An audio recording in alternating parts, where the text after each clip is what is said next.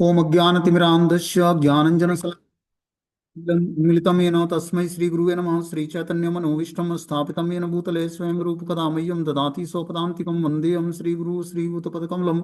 श्रीगुरून् वैष्णवाचं श्रीरूपं साग्रजातं सगण रघुनाथान्वितं तं सजीवं साद्वैतं सावधूतं परिजनसहितं कृष्णचैतन्यदेवं श्रीराधाकृष्णपादान् सगणललिता श्रीविशाखान्विताश्च नित्यानन्दं नमस्तुभ्यं प्रेमानन्दप्रदायते कलौकल्मस्य नाशाय जानवीपते नमः। नमो महावदन्याय कृष्ण प्रेम प्रदायते कृष्णाय कृष्ण चैतन्य नामिने गुरुद्विष नमः। पंचतत्वात्मकं कृष्णं भक्तरूप स्वरूपकं भक्तावतारं भक्ताख्यं नमामि भक्ति शक्तिकम्। हे कृष्ण करुणा सिंधु दीनबंधु जगतपते गोपेश गोपिका कांत राधा कांत नमस्तुते। तप्त कांचन गौरांगे श्री राधे वृंदावनेश्वरी वृषभानुसुते देवी प्रणमामि हरिप्रिये। वाञ्छाकल्पतरुभ्यश्च कृपा सिन्धुभ्येव च पतितानां पावनेभ्यो वैष्णवेभ्यो नमो नमः। जय श्री कृष्ण चैतन्य प्रभु नित्यानंद श्री अद्वैत गदाधर श्रीवासादि श्री गौर भक्तवृंद। हरे कृष्ण कृष्ण कृष्ण हरे हरे, हरे राम राम राम हरे हरे। तो इसमें आज हम लोग को श्रीमद् भगवद गीता अध्याय 6 श्लोक संख्या 24 नंबर पढ़ना है। बोलते हैं स निश्चयेन योग अव्यक्तो योगो अनिर्वाण्य चेत सा संकल्प प्रभवा काम स तत्वा सर्वा न शेषतः मन सेवेन्द्रिय ग्राम विनियम्य समन्ततः। मनुष्य को चाहिए कि संकल्प तथा श्रद्धा के साथ योगाभ्यास में लगे और पथ से विचलित न हो। उसे चाहिए कि मनोधर्म से उत्पन्न समस्त इच्छाओं को निरपवाद रूप से त्याग दे और इस प्रकार मन के द्वारा सभी ओर से इंद्रियों को वश में करे। क्या बता रहे हैं? मनुष्य को चाहिए कि संकल्प और श्रद्धा के साथ योगाभ्यास में लगे। संकल्प और श्रद्धा के साथ योगाभ्यास में लगने का क्या मतलब है? कि जब हम श्रद्धा और संकल्प के साथ भक्ति योग के नियमों का पालन करते हैं तब हम पद से विचलित नहीं होते हैं। ठीक है। और उसे चाहिए कि मनोधर्म से उत्पन्न समस्त इच्छाओं को निरपवाद रूप से त्याग दे। मानसिक रूप से जो अन्य इच्छाएं हैं, भौतिक इच्छाएं हैं, उसको हमें त्याग कर और मनोधर्म से उत्पन्न समस्त इच्छाओं को त्यागने के बाद इस प्रकार मन के द्वारा सभी ओर से इंद्रियों को वश में करना होता है। कि मन में उत्पन्न होने वाले जो इच्छाएं हैं उन इच्छाओं को दमित करके और मन को भक्ति में लगाकर और इंद्रियों को वश में करना होगा। तब जाकर हम धीरे धीरे जो है हम श्रद्धा और संकल्प के साथ योगाभ्यास में दृढ़ बन पाएंगे। श्रद्धा शब्दे विश्वास कैले सुदृढ़ निश्चय, कृष्ण भक्ति कैले सर्वकर्म कृत्य है। कि श्रद्धा शब्दे विश्वास कैले सुदृढ़ निश्चय। जब हमारे अंदर श्रद्धा उत्पन्न होती है किसके प्रति? भगवान के भक्तों के प्रति और भक्ति के प्रति, तो श्रद्धा या कृष्ण के प्रति। तो श्रद्धा शब्द विश्वास, तब हमारा विश्वास बढ़ता है कि अवश्य रक्षिबे कृष्णा, कृष्ण अवश्य हमारी रक्षा करेंगे। तब जाकर हम सुदृढ़ निश्चय के साथ भगवान की भक्ति को स्वीकार करते हैं। वो तो योगाभ्यास करने वाले को दृढ़ संकल्प होना चाहिए। उसे चाहिए कि बिना विचलित हुए धैर्यपूर्वक अभ्यास करे। योगाभ्यास करने वाले को दृढ़ संकल्प, जब हम भक्ति योग के नियमों का पालन करते हैं तो हमें दृढ़ संकल्प होकर करना है, पूर्ण विश्वास के साथ, पूर्ण श्रद्धा के साथ। उसे चाहिए कि बिना विचलित हुए धैर्यपूर्वक अभ्यास करे। इस रास्ते पर विचलित नहीं होना है, तभी हम धैर्यपूर्वक उस रास्ते पर चल पाएंगे। अंत में उसकी सफलता निश्चित है। उसे यह सोचकर बड़े ही धैर्य से इस मार्ग का अनुसरण करना चाहिए। यदि सफलता मिलने में विलंब हो रही है तो निरुत्साहित नहीं होना चाहिए। ऐसे दृढ़ अभ्यासी की सफलता सुनिश्चित होती है। जब हम उत्साह निश्चयात धैर्य तत्कर्म कर्म प्रवर्तनात् संग त्यागो सतोवृत्ति खड्वित भक्ति प्रसिद्धति। जब हम भक्ति के पाथ पर उत्साह और निश्चय और धैर्य के साथ लगते हैं, उत्साह बनाए रखते हैं, निश्चित ही कृष्ण की कृपा होगी, इसके लिए हम धैर्य बनाए रखते हैं। तो ये बता रहे हैं कि तत्त कर्म प्रवर्तनात् संग त्यागो सतोवृत्ति। और गलत संग का त्याग करते हैं, असत संग का त्याग करके और सतोवृत्ति धारण करते हैं, तब हम भक्ति को अच्छे तरीके से समझ पाते हैं। मनुष्य को पूर्ण हार्दिक उत्साह धैर्य और संकल्प के साथ भक्ति योग का पूर्ण रूपेण पालन करके भक्तों के साथ रहकर निर्धारित कर्मों के करने और सत् कार्यों में पूर्णतया लगे रहने के लिए लगे रहने से कर सकता है। ये उपदेशामृत में रूप गोस्वामी बताते हैं कि जब व्यक्ति उत्साह धैर्य और संकल्प के साथ भक्ति योग को पूर्ण रूपेण पालन करता है भक्तों के साथ में, तो इस प्रकार वो धीरे धीरे पूर्णतया लगे रहने के कारण वो भक्ति में सफलता प्राप्त करता है। जहां तक संकल्प की बात है, मनुष्य को चाहिए कि उसे संकल्प पूर्वक भगवान की भक्ति में जुड़ना चाहिए। आगे बता रहे कि स्नेह स्नेह रूपम मेदद बुद्धिया धृति गृहीत्या आत्म सत्तस्थ मन कृत्वा न किंचिदपि चिंतयेत। धीरे धीरे क्रमशः पूर्ण विश्वास पूर्वक बुद्धि के द्वारा समाधि में स्थिर होना चाहिए, और इस प्रकार मन को आत्मा में ही स्थिर करना चाहिए, अन्य कुछ भी नहीं सोचना चाहिए। क्या बता रहे हैं कि धीरे धीरे क्रमशः पूर्ण विश्वास पूर्वक बुद्धि के द्वारा समाधि में स्थिर होना चाहिए। बुद्धि के द्वारा समाधि में स्थिर होने का क्या मतलब है? और पूर्ण विश्वास के साथ। तो जैसे जैसे हम भगवान की भक्ति में आगे बढ़ते हैं, हमारा विश्वास भगवान पर बढ़ते जाता है और बुद्धि एकाग्र होने लगती है। बुद्धि एकाग्र होने से व्यक्ति जो है धीरे धीरे समाधि में स्थिर होने का क्या मतलब है कि हम अपने कृष्ण चेतना में स्थिर हो जाते हैं। यही स्थिति समाधि कहलाती है। समाधि का ये मतलब नहीं है कि आंख बंद करके अब अनकॉन्शियसनेस हो गया, ऐसा नहीं है। समाधि का मतलब है कि पूर्ण रूपेण अपनी चेतना को कृष्ण भावनामृत में स्थिर कर लेना ही समाधि है। वो धीरे धीरे क्रमिक विकास के अनुसार होगा, ऐसा नहीं कि अचानक ये स्थिति प्राप्त हो जाएगी। धीरे धीरे हम जैसे जैसे ग्रेजुअली भक्ति करने का प्रयास करेंगे, वैसे वैसे हम पूर्ण विश्वास के साथ बुद्धि के द्वारा समाधि में स्थिर हो पाएंगे। इस प्रकार मन को आत्मा में स्थिर करना चाहिए और अन्य कुछ भी नहीं सोचना चाहिए। मन को आत्मा में स्थिर करने का मतलब है कि मन को भगवान के दिव्य नाम में लगाना। तब वो आत्मा में स्थिर, आत्मा का स्वरूप क्या है? आनंदमय। आनंदमय स्थिति प्राप्त करना ही आत्मा का स्वाभाविक नेचर है। लेकिन वो आनंदमय स्थिति कैसे प्राप्त होगी? जब वो कृष्ण की शरण ग्रहण करेगा। कृष्ण की शरण कैसे ग्रहण करेगा? जब वो भगवान के नाम की शरण ग्रहण करेगा। भगवान के नाम की शरण ग्रहण करके ही व्यक्ति जो है आत्मा में वास्तविक स्वभाव में, आत्मा के वास्तविक स्वभाव में स्थिर हो पाएगा, और उसको फिर अन्य कुछ सोचने की आवश्यकता नहीं होगी। समुचित विश्वास तथा बुद्धि के द्वारा मनुष्य को धीरे धीरे इंद्रिय कर्म करके करने बंद कर देना चाहिए। यह प्रत्याहार कहलाता है। मन को विश्वास, ध्यान तथा इंद्रिय निवृत्ति द्वारा बस में करते हुए समाधि में स्थिर रहना चाहिए। उस समय देहात्म बुद्धि में अनुरक्त होने की कोई संभावना नहीं रहती है। दूसरे शब्दों में, जब तक इस शरीर का अस्तित्व है तब तक मनुष्य पदार्थ में लगा रहता है, किंतु उसे इंद्रिय तृप्ति के विषय में नहीं नहीं सोचना चाहिए। उसे परमात्मा के आनंद के अतिरिक्त किसी अन्य आनंद का चिंतन नहीं करना चाहिए। कृष्ण भावनामृत का अभ्यास करने से यह अवस्था सहज ही प्राप्त हो जाती है। तो जब हम कृष्ण भावनामृत का अभ्यास करते हैं बार बार, तो क्या होता है? धीरे धीरे हम इंद्रिय तृप्ति के विषयों से के बारे में सोचना बंद कर देते हैं, और फिर उसे परमानंद के आनंद के अतिरिक्त अन्य किसी आनंद का चिंतन ही नहीं होता है।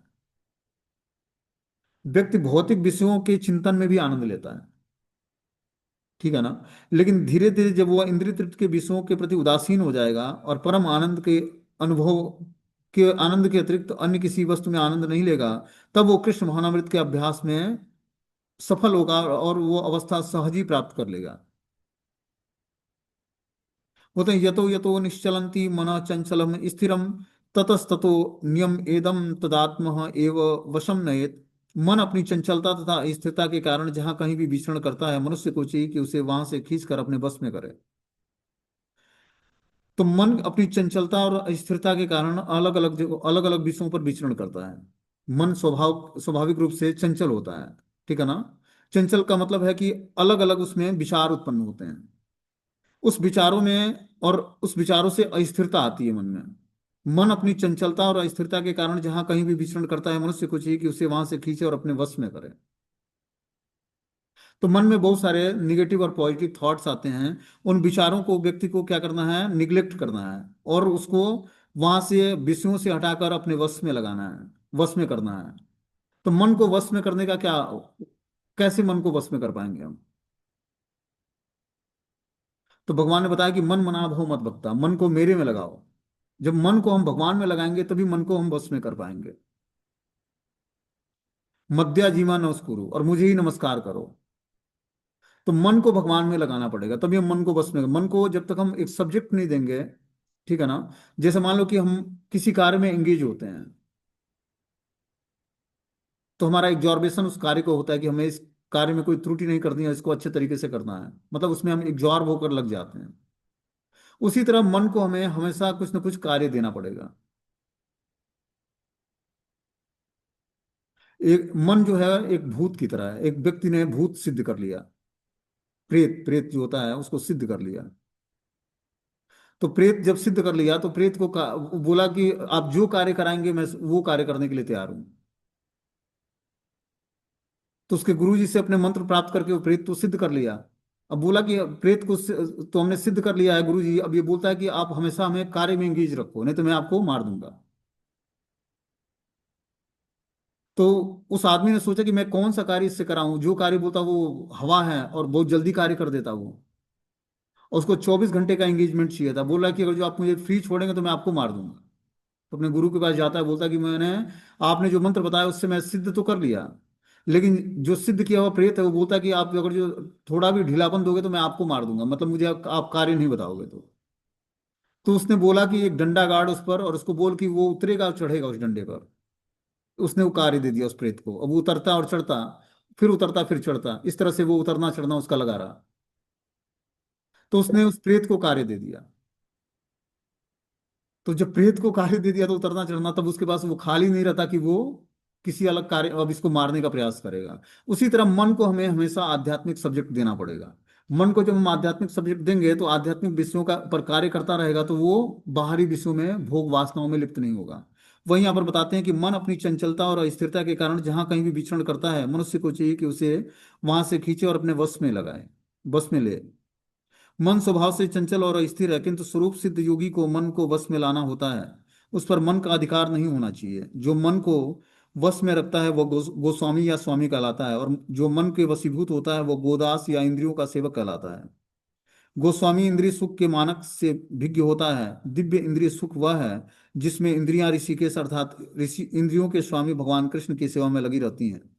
शुद्ध इंद्रियों के द्वारा कृष्ण की सेवा ही कृष्ण चेतना या कृष्ण भावनामृत कहलाती है। तो जब हम अपनी चेतना को, मन को ऋषिकेश भगवान की सेवा में लगाते हैं, कृष्ण की सेवा में लगाते हैं, तो स्वाभाविक रूप से हमारी इंद्रियां और मन जो है पवित्र हो जाता है। और शुद्ध इंद्रियों के द्वारा ही कृष्ण की सेवा करके हम कृष्ण चेतना या कृष्ण भावनामृत को विकसित कर पाते हैं। इंद्रियों को पूर्णतः बस में लाने की यही विधि है। देखो, मन पहले इंद्रियों से कार्य शुरू होता है, इंद्रियों से एक्टिविटी शुरू होती है। पांच ज्ञान इंद्रियां जो हैं वो देखना, सुनना, स्वाद लेना, सूंघना और टच करना, स्पर्श करना, ये पांच ज्ञानेंद्रियों के पांच विषय हैं। जब इस पांच ज्ञानेंद्रियों के पांच विषयों को विषयों के टच में लाते हैं, या तो आध्यात्मिक विषय के या भौतिक विषय के। भौतिक विषय के टच में आता है तो भौतिक विकार उसमें उत्पन्न होता है, और आध्यात्मिक विषयों के टच में आता है तो आध्यात्मिक विकार उत्पन्न होता है। इंद्रियां वही, बस उसको सब्जेक्ट हमने कैसे दिया है ये इंपॉर्टेंट है। जैसी हमारी दृष्टि वैसे ही हमारी पूरी सृष्टि दिखेगी इस भौतिक संसार में। और जो हमारी दृष्टि काम वासनाओं से लिप्त है, तो पूरी सृष्टि काम वासनाओं के नजर से हम देखेंगे। लेकिन अगर जो दृष्टि पवित्र है तो पूरी सृष्टि हमें पवित्र दिखेगी। तो हमें अपनी दृष्टि पवित्र करनी है। दृष्टि पवित्र तभी होगी जब हम उसको, दृष्टि को भगवान की सेवा में जोड़ देंगे, तो पूरी सृष्टि हमें पवित्र दिखेगी। और यही संभाव की स्थिति प्राप्त करके ही हम भगवान की भक्ति पर हमारा अधिकार प्राप्त होगा। जब हम पूरे सृष्टि को एक समान दृष्टि से देखेंगे, तभी हम हर जीवात्मा के अंदर भगवान का प्रेजेंस देख पाएंगे और किसी के प्रति अपराध नहीं होगा। बोलते हैं इंद्रियों को पूर्ण वश में लाने की यही विधि है। इससे भी बढ़कर बात यह है कि वह योगाभ्यास में परम सिद्धि सिद्ध भी होता है। तो इंद्रियों को वश में लाने के लिए हमें क्या करना पड़ेगा? योगाभ्यास की परम सिद्धि अवस्था को प्राप्त करना पड़ेगा। योगाभ्यास की परम सिद्धि अवस्था क्या है? कि ऑलवेज रिमेंबर कृष्णा और नेवर फॉरगेट कृष्णा, हमेशा कृष्ण को याद करना और कृष्ण को कभी ना भूलना। यही जीवन की परम सिद्धि है। भक्ति की चरम सिद्धि क्या है? Always remember Krishna, never forget Krishna, कि कृष्ण को हमेशा याद रखना, कृष्ण को कभी ना भूलना। तब हम हर विषयों में भगवान का प्रेजेंस अनुभव कर पाएंगे। तब हमसे कोई गलत कार्य नहीं होगा। तब हमारे द्वारा किए हुआ हर कार्य भगवान को समर्पित होगा। जब हम पूर्ण रूपेण अपनी चेतना को कृष्ण में स्थिर रखेंगे, तभी हमारे हर कार्य जो है कृष्ण भावना भावित होगा। बोलते हैं प्रशांत मनस हीनम योगिनाम सुख मुत्तमम उपेति शांत रजस ब्रह्म भूताम कलमशम। जिस योगी का मन मुझ में स्थिर है वह निश्चय ही दिव्य सुख की सर्वोच्च सिद्धि प्राप्त करता है। यहाँ भगवान बताते हैं कि जिन योगी का मन मुझ में स्थिर है, हम सभी योगी हैं, भक्ति योग का नियमों का पालन करते हैं, तो जब हमारा मन भगवान में स्थिर होगा तो वह निश्चय ही दिव्य सुख की सर्वोच्च सिद्धि प्राप्त कर पाएगा। सारा खेल जो है मन का है। मन को ही हमें मित्र बनाना है, मन को ही हमें आध्यात्मिक विषयों से जोड़ना है। जैसे ही हमारा मन मित्र बनेगा वैसे ही हम आध्यात्मिक विषयों का चिंतन करने लगेंगे। इसके लिए हमें अभी इंद्रियों को दिव्य सेवा में लगाना पड़ेगा। जैसे हमने इससे पहले श्लोक में बताया था कि किस प्रकार अम्बरीश महाराज ने अपने सारी इंद्रियों को भगवान की दिव्य सेवा में लगाकर और जो है पूर्ण रूपेण कृष्ण भावना भावित हो पाए। कि स वे मनः कृष्ण पदारविंदो वर्चासी वैकुंठ गुणानुवर्णनम करो हरे मंदिर मार्जना दिशु श्रुति चकारम अच्युत सत्कथोदयम मुकुंद लिंगाय दर्शने दृशो संभृत्य गात्रम स्पर्शसे स संगमम घ्राणम च तत्पाद सरोज सौरभे श्रीमत्तुलस्या रसना तदर्पितम पादो हरे चित्र पदानुसर्पणम शिरो ऋषिकेश पदाभिवंदने कामम च दास्यम न तो काम काम्या यथो उत्तम श्लोक जनाश्रयामृति। राजा अम्बरीश ने सर्वप्रथम अपने मन को भगवान के चरण कमलों पर स्थिर कर दिया। फिर क्रमशः अपनी वाणी को कृष्ण कथा के गुणगान में लगाया, हाथों को भगवान के मंदिर को मार्जन करने में, कानों को भगवान के कार्यकलापों को सुनने में, आंखों से भगवान के दिव्य स्वरूप का दर्शन करने में, शरीर को अन्य भक्तों के शरीरों का स्पर्श करने में, घ्राणेंद्रियों को भगवान पर चढ़ाए गए कमल पुष्प को सुगंधित को सूंघने में, जीभ को भगवान के चरण कमलों पर चढ़ाए गए तुलसी पत्रों का स्वाद लेने में, पाँव को तीर्थ यात्रा करने में और भगवान के मंदिर तक जाने में, सिर को भगवान को प्रणाम करने में और अपनी इच्छाओं को भगवान की इच्छा को पूरी करने में लगा दिया।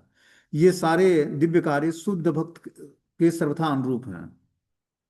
शुद्ध भक्त बनना है हमें तो अपनी इस सारे कार्यों को, सारी इंद्रियों को भगवान की दिव्य सेवा में लगाना पड़ेगा। जिस तरह अम्बरीश महाराज ने, श्रीमद् भागवतम में उनकी स्टोरी आती है कि किस तरह अम्बरीश महाराज चक्रवर्ती सम्राट होने पर भी एक महान भगवान के भक्त थे। तो कोई भी आश्रम बाधित नहीं, आप पारिवारिक जीवन में हो या संपूर्ण रूप से त्यागी हो, सन्यासी हो, उस पर डिपेंड नहीं करता भक्ति। भक्ति क्या है? हृदय की स्थिति है। हृदय की स्थिति अगर जो दिव्य धरातल पर स्थिर है तो आप भगवान के शुद्ध भक्त हो। आप गृहस्थ आश्रम में रहते हुए भगवान के शुद्ध भक्त कहलाओगे। और एक पूर्ण बैरागी है और उसका चिंतन या उसका जो है मनन जो है विषयों का है, तो ऊपर से तो बैरागी है लेकिन अंदर से जो है विषयों का चिंतन होने के कारण वहां वो व्यभिचारी है। इसीलिए आश्रम बाधित नहीं है। चक्रवर्ती सम्राट होने के बाद भी अम्बरीश महाराज दुर्वासा मुनि जैसे योगी को परास्त कर दिया अपनी भक्ति के प्रभाव से। किस कारण से हुआ? भक्ति में इतनी शक्ति थी कि स्वयं सुदर्शन चक्र अम्बरीश महाराज की रक्षा करता। लेकिन उसके बाद भी उन्होंने अपनी विनम्रता नहीं छोड़ी। हम लोग को अहंकार हो जाएगा कि मान लो कि कोई आपके पास आए दरवाजे पर और वो अपनी शक्ति दिखाने लगे, और आपके पास शक्ति है और आप शक्ति का प्रदर्शन नहीं करते हैं, तो ये विनम्रता है। उससे भगवान प्रसन्न हो जाते हैं कि भगवान ने सब कुछ दिया लेकिन आप उसका प्रदर्शन नहीं करते। और किसी के पास थोड़ा बहुत आ गया, वो प्रदर्शन करने लगता है, तो अंत में उसकी हार निश्चित है। तो जैसे जैसे भगवान की भक्ति में हम आगे एडवांसमेंट करते हैं, वैसे वैसे हमें अपने अंदर गंभीरता लानी है, विनम्रता लानी है, सहिष्णुता लानी है, सहनशीलता लानी है। भक्ति का मतलब है दिव्य गुणों को कल्टीवेट करना अपने अंदर, दिव्य गुणों का विकास करना अपने अंदर, यही भक्ति है। जैसे मान लो कि स्त्री पुरुष का मेल होता है, विवाह संस्कार होता है, तो क्या किया जाता है? गुणों का मेल किया जाता है। कितने गुण से बन रहा है आपस में, तब जाकर विवाह संपन्न होता है। उसी तरह भगवान के धाम जाना है तो भगवान से गुणों का मिलन होना चाहिए। जब हम भक्ति करते हैं तो भगवान के दिव्य गुण अपने अंदर आने लगते हैं। जिसके साथ रहना है, जिनकी सेवा करनी है, उनके गुण और हमारे गुणों में अगर जो डिफरेंस होगा तो सामंजस्य नहीं बैठेगा, ठीक। तो गुणों को मिलाने के लिए ही भगवान की भक्ति होती है, क्योंकि उन्हीं के साथ जाकर आनंद मनाना है। भगवान के साथ ही दिव्य आनंद में भगवान से 5 रसों का आदान प्रदान करना है। तो कैसे होगा? जब हम भगवान जैसे ही दिव्य गुणों को धारण करेंगे। 26 गुणों का कल्टीवेशन जब जीवात्मा करता है, तो 26 गुण उसके अंदर जब आते हैं, तब वो भगवान के धाम जाने की योग्यता धीरे धीरे उसके अंदर आती है, वो वैष्णव बनता है। भक्ति मतलब गुणों का कल्टीवेशन करना अपने अंदर, दिव्य गुणों का समावेश अपने अंदर जब होगा, तब हम भगवान की भक्ति को जान पाएंगे, भगवान को जान पाएंगे। जब तक राजसी और तामसी गुण है, तब तक हम भगवान को न तो तत्व से जान पाएंगे, न रियलाइज कर पाएंगे, न भक्ति ही हमें हाथ लगनी है। इसीलिए शुद्ध सात्विक प्लेटफॉर्म पर जब हम चेतना स्थिर करके भगवान की भक्ति करते हैं, तो भगवान के सारे दिव्य गुण अपने अंदर आते हैं। और दिव्य गुणों को कल्टीवेट करके ही हम भगवान के धाम जाएंगे। जिनके साथ हमें रहना है, जिनको जिनकी सेवा करना है, जिनको ग्लोरीफाई करना है, जब तक उनके गुण और हमारे गुण मिलेंगे नहीं, तब तक सामंजस्य कैसे बैठेगा? तो पहले तो 26 गुणों को जानना है कि 26 गुण होते कौन कौन से हैं। फिर उन गुणों का कल्टीवेशन कैसे करना है, इसके लिए हमें कार्य करना पड़ेगा भक्ति करते हुए। तो भगवान का नाम रूप गुण लीला धाम ये सब कुछ हमारे अंदर दिव्य क्वालिटी उत्पन्न करता है। बस इसका क्या करना पड़ेगा, हमें प्रयास करना पड़ेगा। जब हम ध्यान पूर्वक हरे कृष्ण मंत्र का जप करेंगे, शास्त्रों को गंभीरता से पढ़ेंगे, उत्तम भक्तों का संग करेंगे, तब हमारे अंदर दिव्य गुणों का विकास होगा। हमारे विचारों का की परवरिश हमारे थॉट्स पे डिपेंड करता है। थॉट्स मतलब चिंतन। जिन जिन वस्तु व्यक्ति स्थान का हम चिंतन करते हैं, वैसे वैसे हमारे अंदर गुणों का कल्टीवेशन होता है। और जो हमारी चेतना सात्विक है, शुद्ध भक्तों का चिंतन, भगवान का चिंतन करती है, भगवान की तदीय वस्तु का चिंतन करती है, तो हमारी चेतना धीरे धीरे पवित्र हो जाएगी। और जो हमारा चिंतन भौतिक स्तर पर है, भौतिक विषयों का चिंतन होता है, भौतिक वस्तुओं का, भौतिक व्यक्तियों का, तो धीरे धीरे चेतना हमारी फिर से दूषित हो जाएगी। मेन चीज है अपने चिंतन को संभालना। आध्यात्मिक जीवन में हमारा जो चिंतन है, दिन भर जो हम चिंतन किसी वस्तु व्यक्ति स्थान के बारे में सोचते रहते हैं, और पॉजिटिव और निगेटिव उसके अंदर थॉट्स उत्पन्न होते हैं। तो निगेटिव थॉट्स को छोड़ना है, पॉजिटिव थॉट्स को पकड़ना है। और जो हमारे विचार हैं वो बहुत ही पवित्र होने चाहिए। पवित्र वस्तु व्यक्ति स्थान का जब हमारा चिंतन होगा, तब हम हमारे अंदर विचारों का कल्टीवेशन होगा, विचार हमारे अंदर शुद्ध होते जाएंगे। और ये विचारों की शुद्धता के कारण ही हम धीरे धीरे भगवान की भक्ति में हमारा चित्त लगेगा। जितना ही हमारा विचार शुद्ध होता जाएगा, उतना ही हम भगवान में की भक्ति को और अच्छे तरीके से करने का प्रयास कर पाएंगे, और तामसिक और राजसिक गुणों को छोड़ पाएंगे। इसीलिए हमें वस्तु व्यक्ति स्थान का संग ऐसे करना है जो भक्ति में हमें प्रोग्रेस दिला सके। अपने रोजमर्रा के जीवन में हम बहुत सारे कार्य करते हैं, जो बाहर जाकर कार्य करना है, ऑफिस कार्यालय में, चाहे अलग अलग संस्थान में, तो उस समय हमें बहुत सारा एसोसिएशन करना पड़ता है। लेकिन एसोसिएशन ऐसे करना है जिससे उस वस्तु व्यक्ति स्थान से लिप्त नहीं होना है। तब जाकर हम भक्ति में, भक्ति करना आसान है। देखो, नाम ही जप तो करना है, क्या करना है, हरे कृष्ण मंत्र का जप करना है। लेकिन इसके बाद परहेज बहुत करना है इसमें। वो ज्ञान नहीं होगा, इसीलिए इतने सारे शास्त्र लिखे गए हैं कि किस तरह हम अपने चेतना को भगवान में हमेशा स्थिर कर पाएंगे। वो तभी हो पाएगा जब हम परहेज करेंगे, भौतिक वस्तु व्यक्ति स्थान से हमारा जब एसोसिएशन कम होगा और भक्तों से ज्यादा होगा। ठीक है ना। बिना एसोसिएशन ऑफ डिवोटी हम भक्ति में एडवांसमेंट नहीं कर पाएंगे। जो अपने उससे उत्तम भक्तों का एसोसिएशन करते हैं, तब हमारा भक्ति में एडवांसमेंट होता है। तो एसोसिएशन कैसे कर सकते हैं? एक होता है बपू संघ और दूसरा होता है वाणी संघ। बपू संघ मतलब फिजिकली प्रेजेंट होकर उनकी कुछ सेवा करना, उनके मुख से कथा सुनना, या उनकी उनकी कुछ सेवा कर देना, ये बपू संघ कहलाता है। और वाणी संघ ये होता है कि उनके द्वारा राइटिंग की हुए बुक्स को पढ़ना, या उनके द्वारा लिखे हुए दिए हुए लेक्चर्स को सुनना, ये वाणी संघ कहलाता है। तो वाणी संघ ज्यादा पावरफुल होता है आध्यात्मिक जीवन में। जो व्यक्ति वाणी संघ करता है, वाणी संघ मतलब जो बोले हुए उनके वाक्य हैं, उसको अपने जीवन में पालन करने का प्रयास करता है, तो उसका शुद्धिकरण ज्यादा होता है। वैसे है तो दोनों ही बहुत ही इंपॉर्टेंट। बपू और वाणी दोनों संग हमें जब करेंगे भगवान के शुद्ध भक्तों का, तो धीरे धीरे आध्यात्मिक जीवन में बहुत जल्दी प्रोग्रेस कर जाएंगे। तो बता रहे हैं यहाँ पर कि मन स्वभाव से चंचल और स्थिर है, किंतु स्वरूप सिद्ध योगी को मन को वश में लाना चाहिए, उस पर मन का अधिकार नहीं होना चाहिए। जो मन को वश में रखता है वो गोस्वामी या स्वामी कहलाता है। जो मन के वशीभूत होता है वो गौदास और इंद्रियों का सेवक कहलाता है। तो जब तक हम भौतिक धरातल पर रहते हैं, तब तक मन के अनुसार हम कार्य करते हैं। लेकिन जब हम मन के धरातल से ऊपर उठते हैं, इंद्रियों को दिव्य सेवा में लगाते हैं, तो मन और बुद्धि के दायरे से ऊपर उठ जाते हैं। और तब जाकर हम धीरे धीरे जो है आध्यात्मिक चीजों को समझने की हमारे अंदर योग्यता आती है। जब हम इंद्रियों को दिव्य सेवा में लगाएंगे, तब हम आत्म स्तर को प्राप्त करेंगे, आत्मा के स्तर को प्राप्त करेंगे। और आत्म स्तर पर स्थिर होकर ही जीवात्मा धीरे धीरे ब्रह्मभूत प्रसन्न आत्मा न सोचती न कांक्षति सम सर्वेषु भूतेषु मद भक्ति लभते प्राण, भगवान की भक्ति का अधिकार प्राप्त कर लेता है। कब? जब वो पूर्ण रूपेण आत्म साक्षात्कार के पद पर अपनी चेतना को स्थिर कर लेता है। वो ये जान जाता है कि मैं आत्मा हूं, शरीर नहीं। तब वो शारीरिक संबंधों से, शारीरिक आवश्यकताओं से, शरीर के वस्तु व्यक्ति स्थान से धीरे धीरे छुटकारा प्राप्त करने लगता है। और देखो ये सुनने में ये जो प्रैक्टिकली जो ज्ञान भगवत गीता के माध्यम से बनाया बताया जाता है, ये सुनने के लिए नहीं है बस। सुनकर मनन करके और इसको निध्यासन, इसको अपने प्रैक्टिकली जीवन में उतारना है, तब हमारे जीवन में परिवर्तन आएगा। नहीं तो हम कथा के रूप में सुनेंगे, तो कथा तो बहुत सारे लोग करते हैं, लेकिन ये ज्ञान किस लिए दिया भगवान ने, कि इसको प्रैक्टिकली अपने जीवन में उतारो इसको। जब हम अपने मन को बस में कैसे करेंगे, इंद्रियों को भगवान की दिव्य सेवा में लगाकर। तो इंद्रियों को हमें भगवान की दिव्य सेवा में कैसे लगाना है, ये हमने बताया, कि आंखों से भगवान के सुंदर स्वरूप का दर्शन करना है, कानों से भगवान की कथाओं को सुनना है, जीवा से भगवान के प्रसाद को खाना है, हरि नाम का जप करना है, प्रजल्प नहीं करना है। घ्राण इंद्रियों से भगवान को पुष्प इत्र जो भी ऑफरिंग किया जाता है उसको सूंघना है। त्वचा से भगवान के शुद्ध भक्तों की सेवा करनी है, भगवान के शिव विग्रहों की सेवा करनी है। इस तरह से जब हम इंद्रियों को भगवान की दिव्य सेवा में या भक्तों की दिव्य सेवा में लगाते हैं, भगवान के शुद्ध भक्तों की सेवा में, तो इसमें दिव्यता आ जाती है। फिर जाकर इंद्रियों के दिव्य होने से मन और बुद्धि हमारा एकाग्र होता है, पवित्र होता है। और मन बुद्धि के पवित्र होने से आत्मा का वास्तविक स्वरूप जो है, आत्मा का वास्तविक स्वरूप क्या है, कि वो भगवान कृष्ण का नित्य दास है। तब वो भगवान की दासता स्वीकार करता है।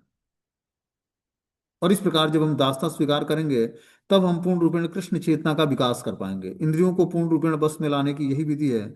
इससे भी आगे, इससे भी बढ़कर बात यह है कि वह योगाभ्यास की परम सिद्धि भी है। कि योगाभ्यास की परम सिद्धि क्या है, कि हम जब पूर्ण रूपेण इंद्रियों को वश में कर कर और कृष्ण चेतना का विकास करते हैं और पूर्ण रूपेण कृष्ण भावनामृत हो जाते हैं, तो ये यही योगाभ्यास की परम सिद्धि है। बोलते हैं प्रशांत मनस हीनम योगिनाम सुखमुत्तमम उपेति शांत रजस ब्रह्म भूतायम कलमशम। जिस योगी का मन मुझ में स्थिर है, वह निश्चय ही दिव्य सुख की सर्वोच्च सिद्धि प्राप्त करता है। तो जिस योगी का मन भगवान में स्थिर होता है, वह निश्चित ही दिव्य सुख की सर्वोच्च सिद्धि को प्राप्त करता है। दिव्य सुख की सर्वोच्च सिद्धि क्या है, कि परम भगवान में अपनी चेतना को स्थिर कर लेना। परम भगवान कौन है, परम भगवान ईश्वर कृष्ण है। ईश्वर परम कृष्ण सच्चिदानंद विग्रह। जब हम अपनी चेतना को परम ईश्वर भगवान श्री कृष्ण में स्थिर कर लेते हैं, तब वह रजोगुण से परे हो जाता है। वह परमात्मा के साथ अपने गुणात्मक एकता को समझ जाता है और इस प्रकार अपने समस्त विगत कर्मों के फलों से निवृत्त हो जाता है। जब वो परमात्मा के साथ अपने गुणात्मक एकता को समझ जाएगा, हमने क्या बताया, गुणों को हमें डेवलप करना है। जैसे ही हम दिव्य गुणों को धारण करेंगे, तो परमात्मा से हमारा एकात्मकता हो जाए, गुणात्मक एकता हो जाएगी। और इस प्रकार हम समस्त विगत कर्मों के फलों से निवृत्त हो जाएंगे। आध्यात्मिक ज्ञान का अनुशीलन करने का उद्देश्य क्या है, कि हम अपने पाप कर्मों से के नेचर से छुटकारा प्राप्त कर जाएं। देखो, पाप कर्मों से छुटकारा तो हमें हरिनाम दिला देता है और हमारे नेचर को भी पवित्र कर देता है। लेकिन जब हम दिव्य ज्ञान को सीखते हैं, समझते हैं और जानते हैं, तो धीरे धीरे पाप कर्मों से निवृत्त कैसे होना है, पाप कर्मों से कुछ से छुटकारा कैसे प्राप्त करना है, ये हम और अच्छे तरीके से जान पाते हैं। और अच्छे तरीके से हम हरि नाम में हमारा रुचि जागृत होती है जाप करने की, क्योंकि हमें अपने पाप कर्मों से छुटकारा प्राप्त करना है। वास्तविकता तो यह है कि अगर जो हम हरि नाम का जप करते हैं, तो धीरे धीरे समस्त पाप कर्मों से छूट जाएंगे। लेकिन ज्ञान में स्थिर होकर जब हम जाप करेंगे, तो और अच्छे तरीके से हम परफेक्शन के साथ जब जपा करेंगे, तो और जल्दी हमारा शुद्धिकरण होगा। और इस प्रकार जब हम समस्त पाप कर्मों से छूट जाएंगे, तो यही नाम भगवान का रूप लीलाएं गुण धाम सब कुछ प्रकट कर देगा हृदय में। ये कृष्ण नाम ही क्या करेगा, भगवान का रूप, गुण, लीला और धाम, सारा कुछ हृदय में प्रकट हो जाएगा। और हृदय ही राधा कृष्ण का नित्य स्थान बन जाएगा।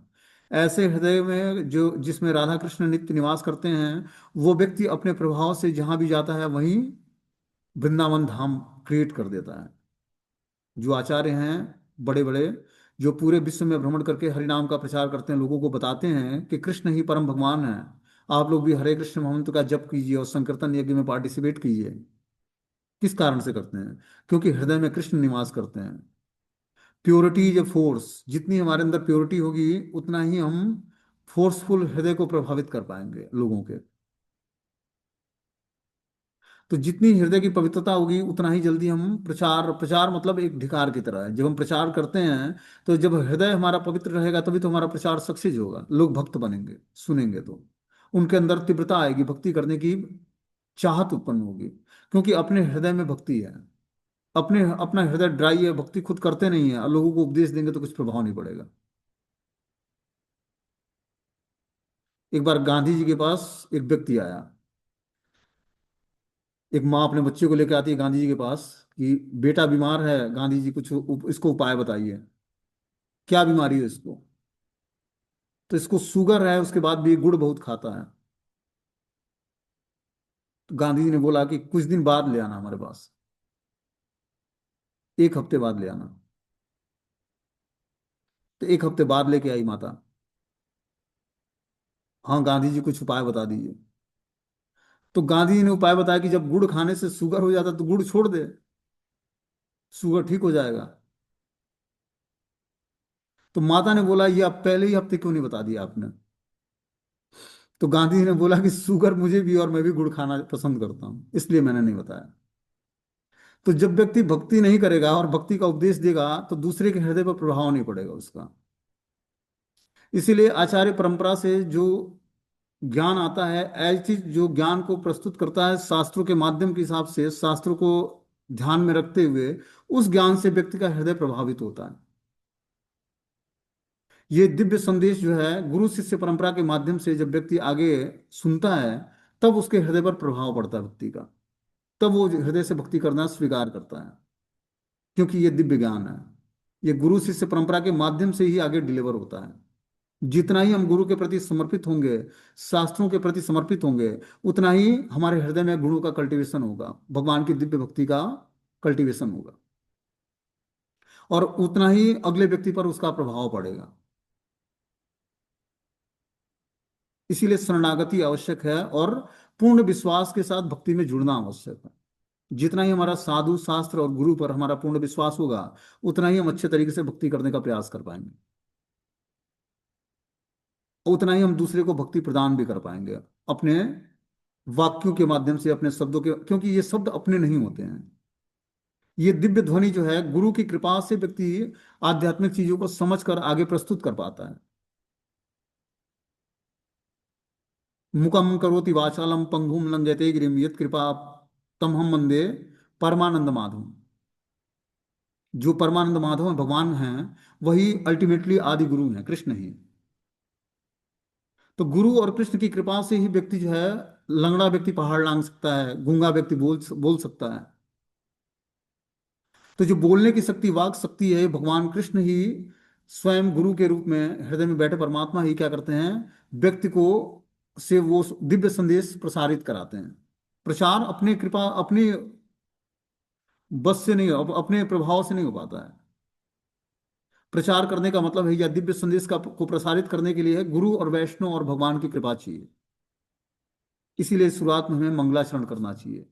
हम लोग क्लास के बीच में आते हैं, पहले मंगलाचरण करके हमें क्लास को सुनने के लिए जब हम टाइम निकालते हैं, आधे घंटे 45 मिनट चाहे जो भी है, तो जब हम मंगलाचरण करेंगे, प्रार्थना करेंगे, तब वो दिव्य ज्ञान हमारे हृदय में प्रकाशित होगा, जो गुरु शिष्य परंपरा के माध्यम से आती है। समझ रहे हो बात को। इसलिए प्रेयर्स करना आवश्यक है, और प्रेयर्स के मूड में ही हम जब भगवान की कथाओं को सुनते हैं, तब वो दिव्य कथा हमारे हृदय पर प्रभाव डालती है। जितना ईगरनेस बोलने वाले को है, उतना ही ईगरनेस सुनने वाले के अंदर होगी, तब जाकर ये कृष्ण कथा उसके हृदय को प्रभावित करेगी, छुएगी। इसमें बोलने वाले का ही शुद्धिकरण नहीं चाहिए, सुनने वाला श्रोता भी शुद्ध होना चाहिए, तब उसका हृदय प्रभावित होगा उस वाक्यों से। जब वो विनम्रता के साथ इस ज्ञान को सुनेगा, दिव्य ज्ञान को, तब ये हृदय में उसकी जाकर विद्यन्ते हृदय ग्रंथि छिद्यन्ते सर्व संशयम, उसके हृदय ग्रंथि का भेदन करेगा, समस्त आसक्तियों का विनाश करके और समस्त संशयों को नाश कर देगा। भक्ति करते हुए भी बहुत सारे संशय उत्पन्न होते हैं हमारे हृदय में, ड्युअलिटी उत्पन्न होती है कि क्या करना है क्या नहीं करना है, कौन सा रास्ता अच्छा है कौन सा रास्ता खराब है, क्या है, संशय है। और संशय आत्मा विनाश विनश्यति, संशय आत्मा का विनाश हो जाता है। तो जब हम विनम्रता पूर्वक इस दिव्य ज्ञान को सुनेंगे, धारण करेंगे अपने जीवन में, तब हमारे अंदर हम संशयों से मुक्ति पाएंगे। विद्यन्ते हृदय ग्रंथि, वो हृदय की ग्रंथियों का भेदन कर देगा। ये कृष्ण कथा, ये एक रसायन है। क्षीयन्ते चास्य कर्माणि दृष्टवा एव आत्मनिश्चरे, हमें दिव्य दृष्टि प्रदान करेगा, और हम जान पाएंगे क्या करने योग्य है। अनुकूलस्य संकल्पम प्रतिकूलस्य वर्जनम, कि क्या अनुकूल है और क्या प्रतिकूल है, इसको हम डिसाइड कर पाएंगे। देखो भक्ति का प्रोसेस ही इतना स्ट्रांग है कि हमें न चाहते हुए भी हम उस पाथ पर, जैसे लगेगा कोई हमें धक्का देके उस रास्ते पर चला रहा है। गुरु आकर किसी को धक्का नहीं देते हैं। उनका जो निर्देश है, उनके वाक्य जो हैं, वो व्यक्ति को मजबूर कर देता है भक्ति करने के लिए। आखिर दीक्षा दे दिया, कृपा किया, और कृपा का वो प्रोसेस हमें मजबूर करता है भक्ति करने के लिए।